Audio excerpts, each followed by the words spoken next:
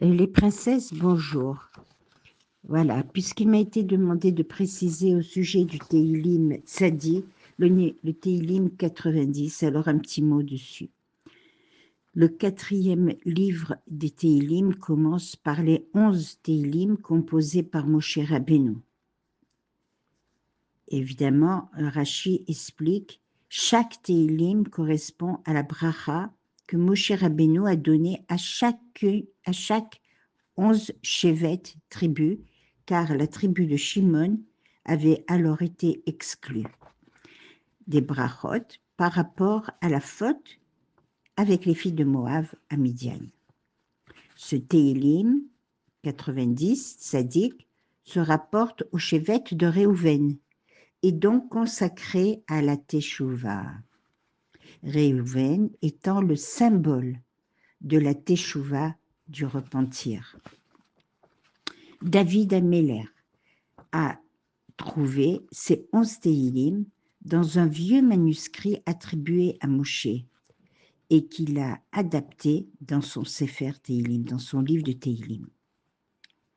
Le verset 1, il est dit à ce propos que Moshe Rabbeinu était moitié Ish, homme, et l'autre moitié Éloqué. Alors, dans ce verset 1, Moshe est appelé Ish Elokim, car Moshe, tout ce qu'il faisait n'était que pour la gloire d'Akadosh Baruch Hu. Il n'a jamais rien fait ou demandé pour lui, à l'instar d'un malach qui veut le bien pour Am Israël. Alors que dans le verset 2, il déclare que Hachem est un refuge dans toute situation de danger ou de catastrophe. Depuis le début du monde jusqu'à la fin. Tu es Hachem. Ce verset exprime qu'Akadosh Baruch Hu n'a pas créé le monde pour lui-même. Et Hachem n'avait pas besoin des créatures. Il a créé pour leur bien, pour le Ham Israël. Tu es Hachem clément et miséricordieux, qui intervient, et tu as créé la puissance du repentir, avant même l'existence de la faute. Et cette puissance durera aussi longtemps que le monde subsistera. Le dernier verset le plus connu, Vi Noam Hashem Elokeinu Alenu Umaase Yadenu Konena Alenu. Umaase Yadenu Konenu. La Torah dans la Parasha Pekudé rapporte, lorsque Moshe Rabbeinu a vu que le Ham Israël a fini de le Mishkan, le sanctuaire, il les a bénis. Que la Shrina, la présence divine, réside et soit sur nous. On fait ce Télim d'ailleurs chaque Motzei Shabbat, d'après le Méaloès.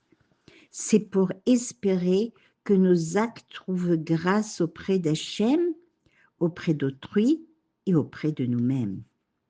Alors, pour rappel, la Teshuvah est un concept révolutionnaire en 3 étapes. Le regret, la faute commise et leur confession verbale. Et la résolution de ne plus recommencer. Et si la personne se retrouve dans la même situation, parvient à ne pas renouveler son erreur, sa faute, elle est pardonnée et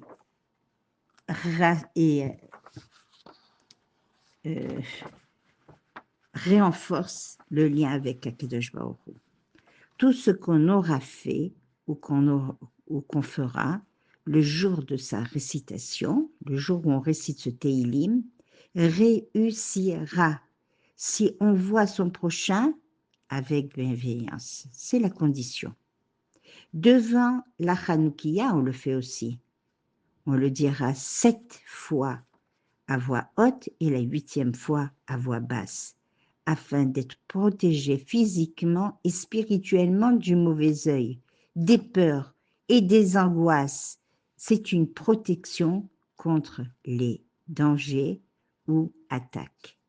Très bonne journée les princesses.